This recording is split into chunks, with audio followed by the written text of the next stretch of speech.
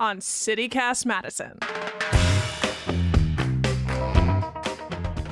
Who is Bianca Martin? Yeah, you heard that right. I'm talking about me, your lovable host. Local podcaster Angela Russell wanted to know what led me to the CityCast Madison host chair. So she invited me on her podcast, Black Oxygen, a space dedicated to the Black experience in Wisconsin. We thought maybe you're wondering too, who is this woman? So we decided, why not share a part of that conversation with you? It's Wednesday, March 1st. I'm Bianca Martin, and here's what Madison's talking about.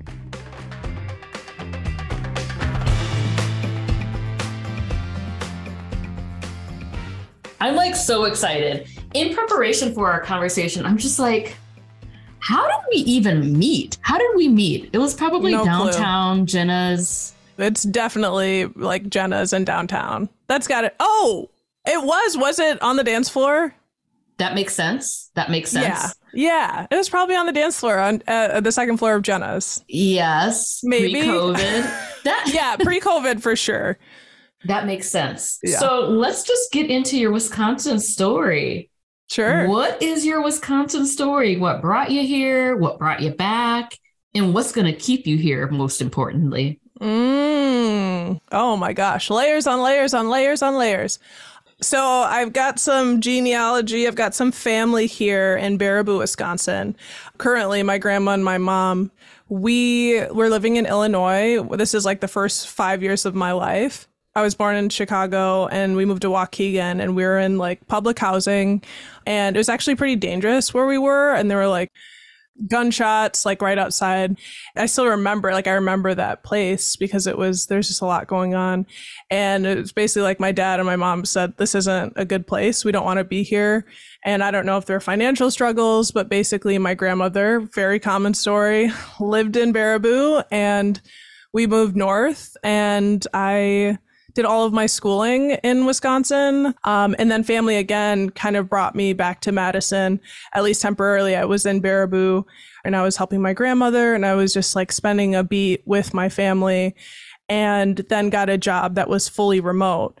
This is a senior producer for Our Body Politic, which is a show about women of color and political representation. But in the new age of the pandemic, I was able to do my job remotely. And so I ended up in Madison, and then I signed a lease. So yeah, that's all in one breath there. But basically what got me to come back and stay, like some of those first things were the impetus, but then like people like you, like all of a sudden I'm seeing all of these familiar faces and people that I love, and all of these strong, interesting, innovative, entrepreneurial, artistic, my people. And they, are all like, you're back. We're so happy to see you. I'm like, I am. Yeah. Oh my gosh. And you, and I ended up feeling and remembering my community here. And I thought, well, why not? So what do you anticipate learning about yourself through hosting as opposed to producing? Oh my goodness. If you only knew. That's a really good question. What do I anticipate learning about myself? The inner critic, all of those thoughts can come right out onto the mic, and all of the socialization of trying to put other people first, and you want to be, assertive, not share every thought that's going through your mind. And as an auditory learner like me, I talk to understand things. So I'm learning a ton about my inner critic, I guess. But I'm just really excited to grow into my own voice, because I have a powerful one, and I have all of this conditioning, this inner voice that doesn't want me to maybe lean into that power. I don't know. Do you think that's been a survival mechanism from the past? Is your inner critic like saying things of trying to keep you safe, but those are things that kept you safe in the past versus where you're at today? 100%. For those of you who don't know, I'm like 6 feet tall. Big hair, but I've always been tall. I've been brown. I grew up in this small white town, and like standing out made me really uncomfortable. We also didn't have a lot of money. And so we wore, secondhand clothes. Our gifts were, Salvation Army, stuff like that. And so standing out, or like if someone was late to come pick me up, which happened way too often, like I'm standing out and I don't want to stand out. So if I'm standing out in the way I speak, and women are, you're not supposed to, take up as much space, or I think things are changing pretty fast. It's funny. But I think I definitely was conditioned like a survival mechanism to make myself smaller despite being so big. I do like being the observer. I think it's okay sometimes to not take up the space, but I also have the capacity and just as much reason to take up space as anyone else, and maybe even more, because I'm hoping that I'm really stepping into a role that I have an opportunity to shine and do like a really solid job for folks, like be a good interviewer. That's the goal. I'm so excited that you're going on this journey. The other thing that I think is going to benefit you really well is that you're also a musician. And so those skills about listening and being able to kind of hear the musicality of a conversation. Oh no, what are you kind of looked down and looked away. What's happening for you right now? I was appreciating that in my soul. Some people know that my sister is a musician, and she is getting, a lot of time to follow that path. And it's something that I've been following quietly. And to hear someone affirm that I'm a musician, and it's not, a competition thing in terms of sisters, but people have always like a little bit, like sometimes they're like, well, this person's this and this person's that. And it's like, our whole family is musical in many ways. And then secondarily, like I was like, yes, like the music, because there's a flow, like it's totally the conversational flow. I've been a producer for years, and you articulated something that I knew and haven't heard it articulated. So that's why I put my head down, because it was a soul connecting, like look at her, right? Look at her. I mean, it is. And I think that's going to be, it's how you weave it all together, that art of a conversation. And I think it can be pretty powerful. I want to get into conversation, podcasting, and radio in a little bit. When you think about shining your star as a Black woman in our community, what rules are you having to break in order to step into that?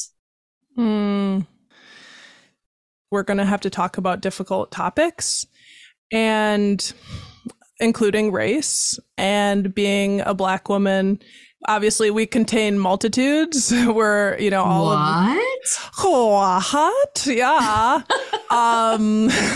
We can be weird, goofy, awkward Black girl, Issa Rae. We don't have to be one way, but I know people will have me painted in one way. Of course, everyone is painted in certain ways, but I know walking in, we already are carrying all this weight, and often, unpaid labor, like hidden labors of like holding, communities together, holding, even like workplaces, like the sort of like, well, bring on a Black woman and she's just gonna fix it all. And it's like, yes, we will. And also like, we're a woman and we're supposed to, do all the things. Of course, like it's up to an individual, but there are pressures, societal pressures to show up in certain ways.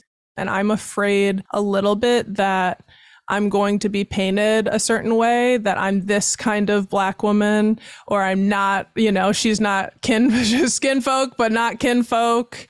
Because I had a couple, I've just had different experiences where people want to know, what are you? Like, that's been a question my whole life, because I'm biracial. So I've been, of course, asked growing up in this mostly white state, what are you? Are you Latina? My name's Bianca. Thanks, Mom. I love my name, but ironically, it also means white in Italian. Oh, wow. Yeah, Bianca, like Blanco. Anywho, just being on the intersection of things, I guess I'm a little nervous, like being able to hold the world on my shoulders, because I want to do the job well, and I also want to show up as a Black woman, and I also I think have vulnerabilities terms of my own trauma and sense of self where I've tried to hide. I think we talked about that earlier, being small, make yourself small. And I'm putting myself out in front, and a survival tactic is to flee, but that's not going to be an option. That's not going to be an option. And so how I can convey that, like having dialogues is really important, and doing it in a way where I don't feel like under threat. And I know that almost sounds selfish, but I deserve to think about my like mental health and well-being, and knowing that a lot of well-intentioned people can get kind of like caught in the crosshairs of interpretation, or maybe I do make a mistake, like we're not allowed to make mistakes, us Black women. So I don't know. So it's so bad because your anxiety about this part, about being a Black woman with a very visible profile with city cats, that anxiety is palpable. What do you need? And generally I ask this question towards the end of a conversation, but I kind of want to insert it here is, what do you need from your community to remind you that you are held?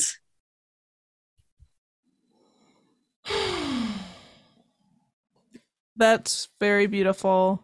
That's a very beautiful question.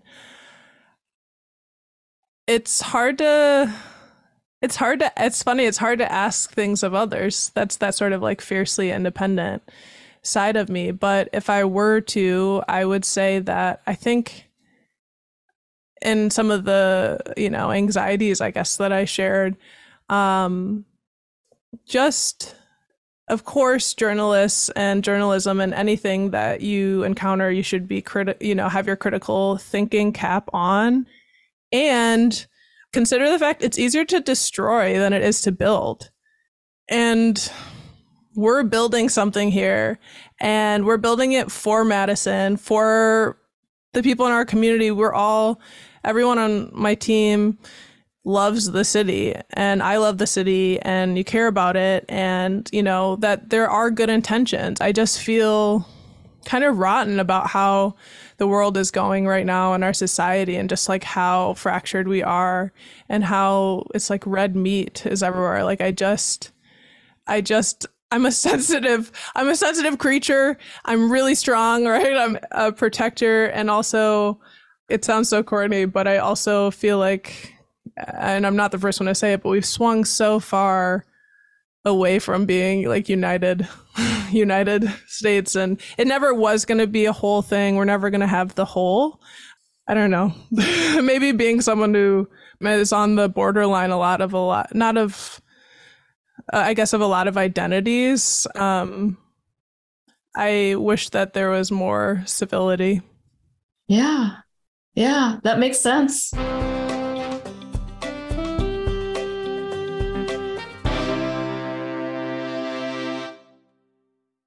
So you've been doing radio for a minute now. Mm-hmm. This is your first time hosting, but you've been in radio for a while.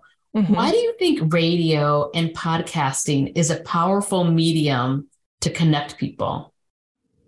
It goes right to the heart. The TV and film are great mediums for connecting people, but there's something about not having the image and just hearing our vocal tones. If you're just listening to someone's voice, that's very intimate. And then the next thought was actually something that the fantastic Lulu Miller, who is now a co-host of Radio Lab, she was one of the co-creators of Invisibility on NPR. She has a TED Talk about the power of radio that has resonated with me, which is basically it can get rid of the visual differences between us. Like, you don't get to judge someone about what their, able status is, like what they look like, their skin color, what their religion is, any stereotypes that you have, they dissipate. Like, you're just hearing the voice. And unfortunately, sometimes I've heard Black hosts people say, "Oh my gosh, you're Black? I had no idea." Like, I've heard multiple Black hosts say that they heard that, like, listeners on public radio, they would come up and say that. It's just like, what do you even say that? But the point being is, ideally, like, our lines of difference, there are fewer of them, and you're paying attention to the message. You're paying attention to the words, and I think there's a force to connect folks in podcasting through radio and podcasting that's unique. I love it. What are you excited about exploring for CityCast? So many things. I mean, Madison, I mentioned, so I worked at, last time that I lived here, I worked at Notchbiel, which is like a yummy dim sum Chinese pizza fusion restaurant. Tempest Oyster Bar, also like near the Capitol, on the Capitol. Merchant. I worked at Tammy Baldwin's office, which is also on the Capitol. I worked at Momoka, the art museum right off of the Capitol at State. So I've laughed and joked to myself. I feel like I could walk the downtown area like blindfolded and like walk home and I'd probably be able to make it.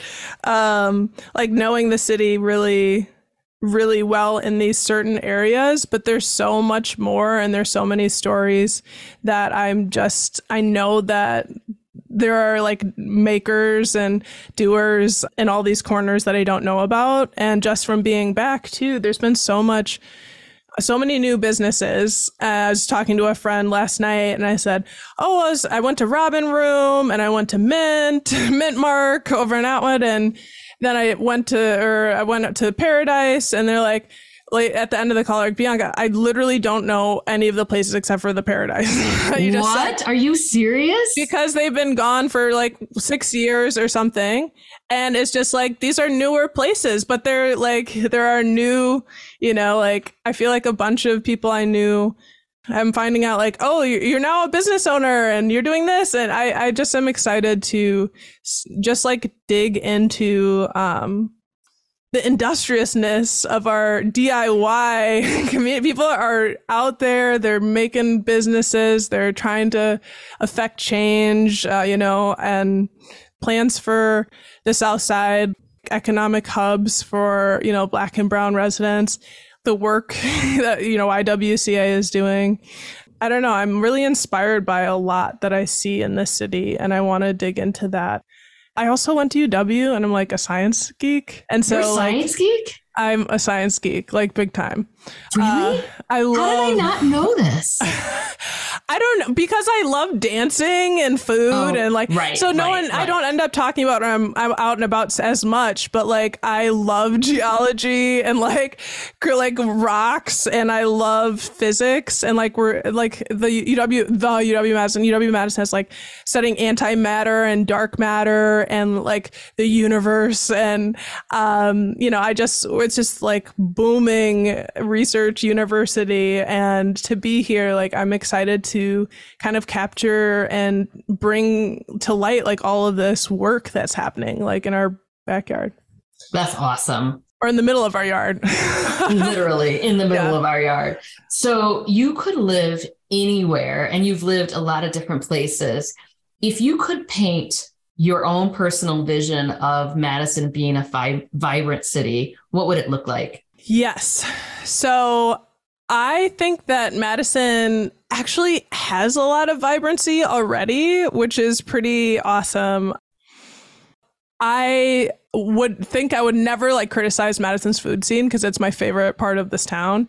But like if in my own world, if I were to like add to Madison, like from what I've experienced in other cities, I want more food. I don't know how that's possible, but I want more Jamaican food. Like I love Jamaica. I want more Ethiopian food. I want every single nation in this world represented in Madison. And I want us to amp up the disco brunches. I want VPS shout out. VPS shout out. Yes. I've been to some disco brunches in my earlier life here, and I just think there's joy. We need joy. And like one of the things, I didn't live in LA, but I've visited a whole bunch, and people skate. They skate. But of course they're on the boardwalk skating, and they're in their cute outfits and they're doing cool things like big or earrings or like door knocker earrings and afros.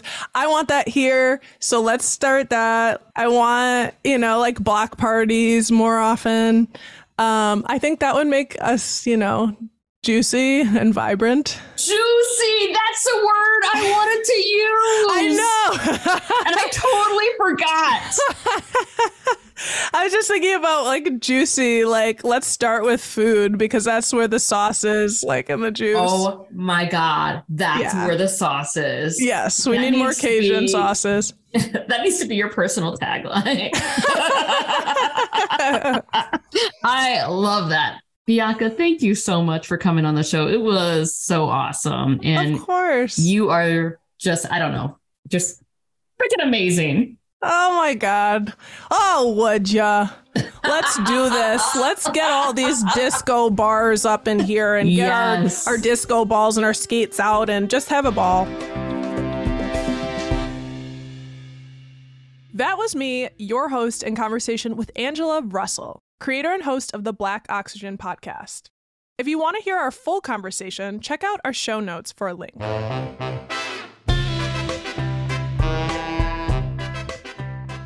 And here's what else Madison's talking about. Fun things! Umami Ramen and Dumpling Bar on Willie Street is reopening this spring. They closed during the pandemic while their owners focused on their other restaurant downtown. But now they're planning to reopen come mid-May and with a new chef. Umami, full disclosure, is where I first fell in love with ramen, so I'm personally shaken in these boots.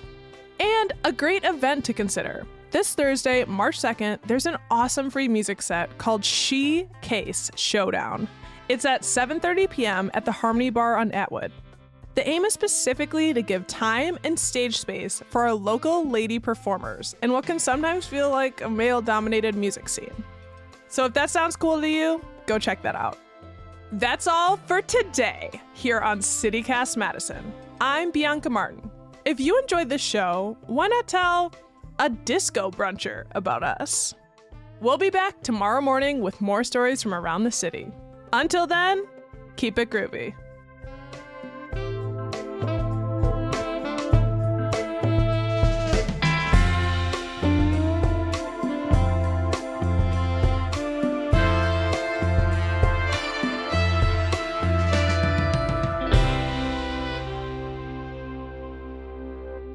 You can't tell by the way I use my walk. I'm a woman's man.